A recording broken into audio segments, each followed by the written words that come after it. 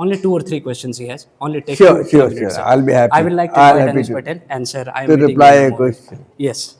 As sir already introduce me sir, मैं भी एक स्टूडेंट हूँ, मैं भी आपसे कुछ क्वेश्चन करना चाहती हूँ। जैसे कि आप इतनी बड़ी पर्सनैलिटी हैं, मेरे अंदर भी जिज्ञासा है कि मैं आपसे हॉकी के बारे में जानूँ। जी। सर, मैं पहला क्वेश्चन आपसे करना चाहती हूँ, जैसे आप इतने बड़े हॉकी के प्लेयर हैं, आपने अपने करियर में इतनी सफलता कैसे हासिल की? मैं इतना बड़ा तो नहीं हूँ कि, लेकिन ये था कि बड़ा बनना चाहता था। अब किस हद तक मैं बड़ा बना हूँ तो हमारे रिजल्ट्स हैं जो कि गोल्ड में ज़्यादा होने चाहिए थे, लेकिन इतने ज़्यादा गोल्ड हमने हासिल नहीं कर पाए। उसके कारण अलग अलग थे, लेकिन ये बात ज़रूरी है कि मैंने अपने आप को खेलने के लिए 1964 में जब मैं 10th क्लास में था, तो सबसे पहले मुझे वो कमेंट्री याद आती है जब रेडियो पर कमेंट्री आ रही थी और मैं भारत और पाकिस्तान का फाइनल मैच जो टोक्यो ओलंपिक में खेला जा रहा था उसको सुन रहा था। और सुनते सुनते मुझे लगा कि कमेंटेटर जो खिलाड़ियों के नाम ले रहा है तो उनके नाम के आगे ओलंपियन शब्द लगा रहा है। Olympian Balbir Singh, Olympian Shankar Lakshman, Olympian हमारे महेंद्र लाल। तो ओलंपियन शब्द ने मुझे स्ट्राइक किया मेरे माइंड में, and I decided then only that I want to have this name Olympian. मुझे ये नाम अपने नाम के आगे लिखवाना है और मैं चाहता हूँ कि मैं ओलंपियन बनूँ। तो it use to be very big thing. कोई ऐसी आसान चीज़ नहीं थी कि आप ओलंपिक में जाकर खेल लोगे, जाकर खेल सकते हो। तो लेकिन मैंने वो डिसाइड किया है, and I very next day फिर मेरी खुद की ट्रेनिंग, जो हम लोग जिसको होमवर्क कहते हैं, वो पढ़ाई लिखाई में ख़राब नहीं थे, ठीक थे, लेकिन खेलों में ज़्यादा इंटरेस्ट था हमारा भी। तो अपनी हॉकी और बॉल के साथ, चाहे वो मेरी घर की छत हो, चाहे मेरे घर की सड़क हो, मेरे घर का कमरा हो, hockey stick ball, hockey stick ball. तो definitely when you will do the homework, तो उसका फ़ायदा तो हम सभी को होता है, चाहे वो शिक्षा हो, चाहे खेल हो, चाहे कोई सी चीज़ हो। So I learn, I think that was my starting point 1964 when I decided to become and add my name Olympian name before my name. तो वो चीज़ मुझे हासिल हुई 1972 में। उसके लिए स्ट्रगल इसलिए करना पड़ा कि बस दिमाग में टारगेट वही था कि मुझे ओलंपियन बनना है। तो जब टारगेट सेट हो गया मेरा और उसके लिए मैंने मेहनत करनी शुरू करी, फिर अपने आप चीज़ें अपने आप फेवर में आनी शुरू हो जाती हैं। कॉन्फिडेंस नाम की चीज़ हमको तब हासिल होती है व्हेन वी क्रॉस अपना hard work, when we dedication, commitment, discipline. तो ये सब चीज़ें जब निकलती हैं, उसके बाद की जो चीज़ आती है कॉन्फिडेंस, कि हाँ अब मैं काम कर सकता हूँ। तो वो चीज़ कॉन्फिडेंस जब आती है, then we can do anything in the world. और ये कॉन्फिडेंस का सबसे सही तरीका हासिल करने का है हार्ड वर्क। उसमें अपने आप को, दिमाग को लगाना है। तो मैं समझता वो मैंने काफ़ी हद तक किया है, जिसके लिए मैं कहूँ कि मैंने अपना बीकॉम का एग्ज़ामिनेशन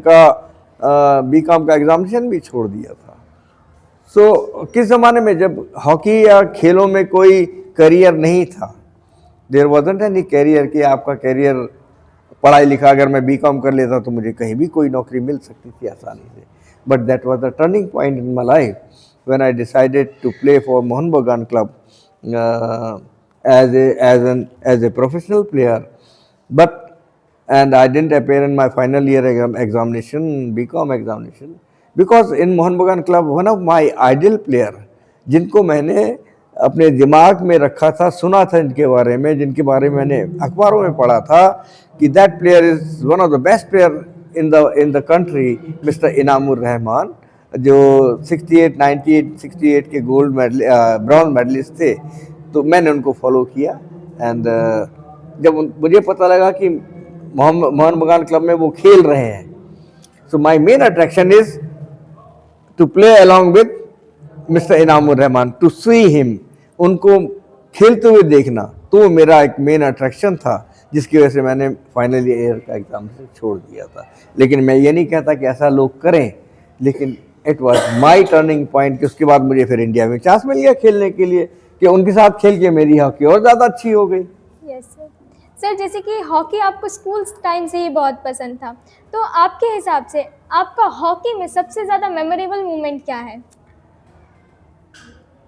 Defeat 1973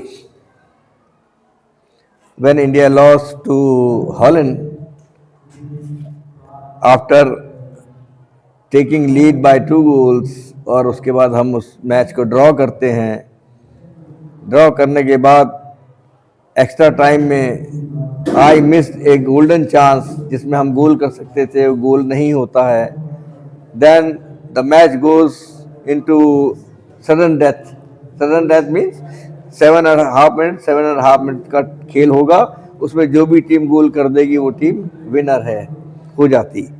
और उस सडन डेथ के अंदर भारत की टीम को पेनल्टी स्ट्रोक मिलता है। पेनल्टी स्ट्रोक का मतलब you just score the goal, you are the champ, but we miss that chance also.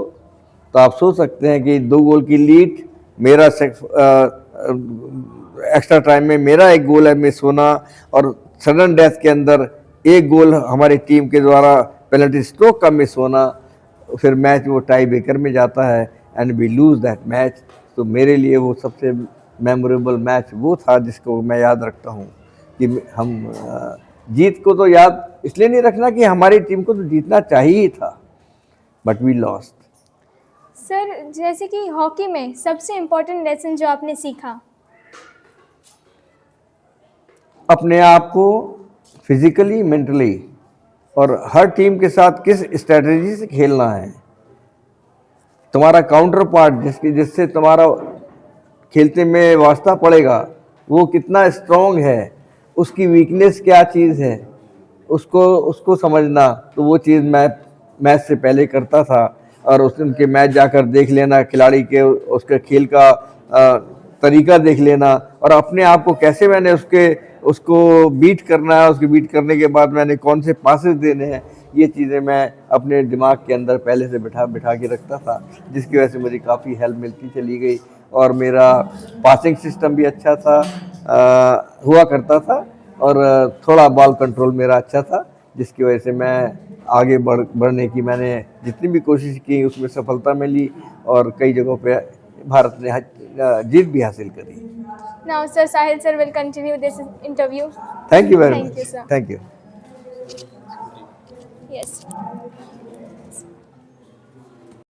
And sir, I think we have got like my students had so much curiosity to ask some Yeah, questions. yeah. And she had almost done with a lot of questions. Wonderful. And we have almost taken around your 35 to 40 minutes to here. And we have got like plenty of like the sports are waiting for you Yeah, to just I know. get and all Thank that. you. So Thank you, I would Sahil. like to say, as you heard from respected Ashok Dhyanchand sir, like how he described about his hockey life, that was one of the fascinating part of this interview. When he said like when he was in college, at that time he was very much fascinated about hockey. He learned so many things about his father.